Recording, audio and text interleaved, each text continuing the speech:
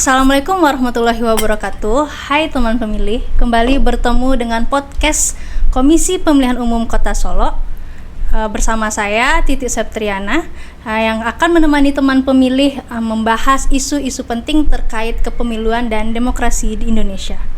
Kali ini kita akan membahas tentang peran kampus dalam pendidikan politik berkelanjutan bagi pemilih muda atau khususnya mahasiswa. Untuk itu saat ini telah hadir bersama kita seorang narasumber yang sangat luar biasa, yang saya sangat hormati dan segani, Bapak Rektor Universitas Mahaputra Muhammad Yamin Solo, Bapak Profesor Dr. Insinyur Syahro Ali Akbar MP.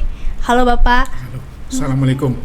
Waalaikumsalam. Bagaimana kabarnya Bapak? Alhamdulillah sehat. Terima kasih sudah berkenan hadir di acara podcast kita kali ini, Pak. Baiklah teman pemilih, seperti yang kita ketahui bersama bahwa Indonesia diprediksi mencapai puncak bonus demografi antara tahun 2030 hingga 2045. Untuk menyongsong pemilu 2029, pemilih pemuda khususnya generasi Z diproyeksikan mencapai 60 hingga 70% dari total pemilih. Oleh karena itu, pendidikan politik perlu dilakukan secara berkelanjutan agar kita bisa menciptakan demokrasi yang baik. Untuk itu, diskusi kali ini akan saya mulai dengan pertanyaan Bapak. Menurut Bapak, bagaimana Bapak melihat dominasi pemilih muda dalam pemilu 2029, Bapak? Oke. Dari pengamatan kita sekarang sampai tahun 2029 sampai 2030 itu kan ada 2 tahapan pemilu itu. Jadi itu potensi dari generasi muda itu sangat besar. Secara nasional tadi sudah dijelaskan 60 sampai 70%, untuk Kota Solo lebih kurang 40 sampai 45%. Dan ini tidak boleh dianggap enteng. Artinya apa? Generasi muda itu harus betul-betul dilibatkan dan mau terlibat secara penuh dalam kegiatan pemilu yang akan datang itu. Sehingga tidak ada lagi persentase golput yang besar, kan seperti itu. Atau misalnya mahasiswa atau generasi muda itu tidak mau tahu lagi dengan kegiatan pemilu yang sedang dilaksanakan. Jadi saya pikir acara KPU ini harus dilanjutkan dengan beberapa narasumber sehingga potensi generasi muda atau anak muda plus mahasiswa atau siswa itu bisa dikejar, bisa didapatkan, mereka termotivasi untuk ikut berpartisipasi aktif dalam pemilu mendatang itu. Saya pikir seperti itu. Oke Bapak, di kampus sendiri bagaimana kemudian Universitas Mahaputra Muhammad Yamin UMI membangun kesadaran politik terhadap mahasiswa-mahasiswanya Bapak? Oke, baik. Jadi Universitas Mahaputra Muhammad Yamin itu ada 4 fakultas: Fakultas Keguruan, Fakultas Pertanian, Fakultas Ekonomi, dan Fakultas Hukum. Secara keseluruhan, secara akademik, universitas ini memiliki mata kuliah melalui kurikulum yang sudah ditetapkan sesuai dengan ketentuan kementerian itu. Ada mata kuliah namanya Pendidikan Pancasila. Ada mata kuliah namanya Pendidikan Kewarganegaraan. Kemudian ada 1 mata kuliah wajib, itu namanya Sejarah Perjuangan Muhammad Yamin. Ketiga mata kuliah ini sebetulnya sudah menjadi patokan, sudah menjadi sumber inspirasi bagi generasi muda khusus mahasiswa UMI bahwa pesta demokrasi itu adalah sesuatu yang harus disukseskan, kan seperti itu. Dan partisipasi mahasiswa sangat diperlukan untuk itu. Oke, tadi kita sangat khusus membahas soal generasi Z yang kemudian berkontribusi besar terhadap pemilu kita di tahun 2029 nanti. Melihat itu semua Bapak, Gen Z erat sekali dengan kemajuan teknologi. Bagaimana kemudian Bapak melihat atau mengelaborasi membangun kesadaran politik tersebut dengan kemajuan era digital hari ini Pak? Ya, yang pertama mahasiswa tentunya terkhusus generasi muda Kota Solo harus memahami betul teknologi informasi yang begitu besar dan deras arusnya sampai sekarang. Itu yang pertama. Yang kedua, harus bisa menyaring itu tadi. Jadi tidak semua informasi itu, kadang-kala ada hoax, ada informasi yang tidak benar, dan itu sebagai generasi muda harus mampu dia menyaring itu tadi.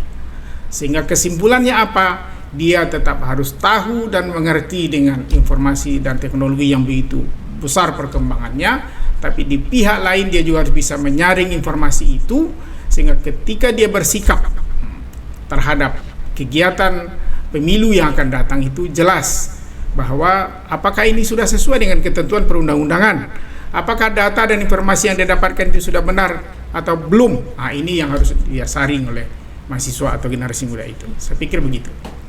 Dalam proses penyaringan informasi dengan begitu banyak berita-berita yang ada saat ini, apa kemudian peran kampus dalam memberikan pengetahuan terkait hal tersebut, Bapak? Iya.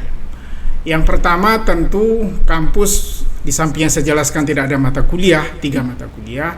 Yang kedua, kampus itu punya organisasi kemahasiswaan.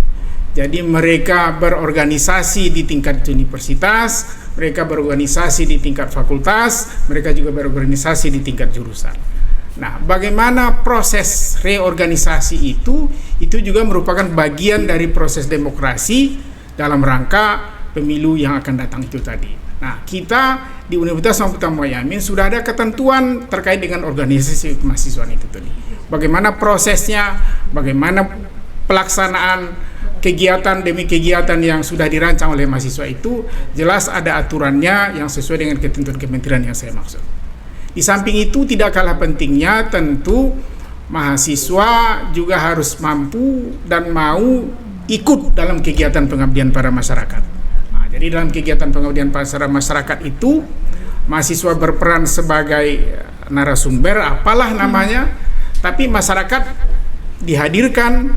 Maka ada dua hal yang positif. Mahasiswa juga paham dengan berdemokrasi, masyarakat juga paham dengan berdemokrasi terkait dengan pemilu yang akan datang itu. Saya pikir begitu. Oke, Bapak.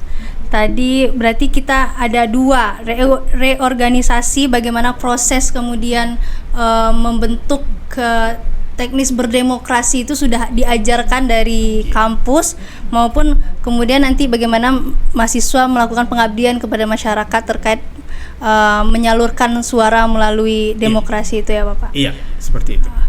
Oke, Bapak.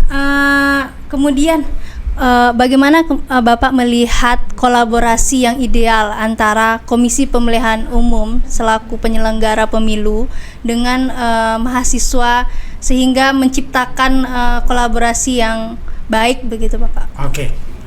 Yang pertama, saya sudah bersyukur apa yang sudah dilakukan KPU tahun-tahun sebelumnya dengan MOU yang sudah kita lakukan. Kemudian yang kedua, ini harus kita tingkatkan. Bukan hanya KPU-nya yang datang ke kampus seperti yang kemarin, tapi saya pikir dosen mata kuliah Pancasila, dosen mata kuliah PKN itu, dosen mata kuliah Sejarah Perjuangan Muhaimin itu juga harus diundang untuk kegiatan pemilu yang akan datang itu. Jadi dosennya dapat, mahasiswanya dapat, sehingga semua elemen itu tadi bisa memahami. Jadi tidak hanya sekedar informasinya melalui media online atau media cetak dan lain sebagainya, tapi tidak begitu. Saya sarankan kepada Pak Ketua KPU, saya pikir sering-sering aja kita melakukan kolaborasi dengan MOU yang sudah kita tangani, kan begitu. Kira-kira Bapak, bentuk yang Bapak pikirkan sejauh ini, bentuk seperti apa kiranya kolaborasi yang mungkin kita lakukan ke depannya menjelang pemilu 2029 selain menghadirkan KPU ke kampus-kampus gitu, atau mengundang dosen-dosen ke KPU untuk berkolaborasi itu, Pak? Iya, saya pikir bentuk sosialisasi itu kan bisa bermacam-macam itu. Silakan mau ceramah, silakan, tidak apa-apa. Atau misalnya ada aktivitas yang memotivasi dalam kegiatan ceramah itu tadi. Nah, kan bisa saja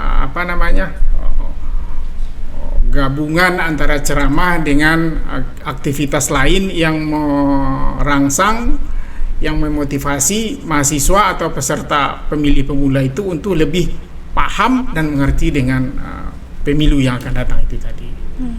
Saya pikir seperti itu. Oke Bapak, mungkin ini terakhir pertanyaannya sekaligus pernyataan penutup Bapak. Apa kemudian pesan Bapak kepada mahasiswa sebagai pemilih pemula di tahun 2029 nanti Bapak? Oke, jadi saya pesankan kepada generasi muda, mahasiswa maupun siswa yang sudah berhak untuk memilih di tahun 2029 dan 2030 itu tidak ada jalan lain, karena kepemimpinan Kota Solo, kepemimpinan Sumatera Barat, kepemimpinan negara Republik Indonesia berada di tangan Anda. Maka berpartisipasi aktiflah untuk kegiatan tersebut. Saya pikir begitu. Terima kasih Bapak atas seluruh informasi, semangat dan motivasi yang telah Bapak berikan kepada kita dan para pendengar pada podcast kali ini, bahwasanya bahwa pemilih muda itu merupakan kekuatan super yang dapat menentukan hasil pemilu, sehingga pendidikan politik berkelanjutan menjadi kunci dari keberhasilan demokrasi itu sendiri.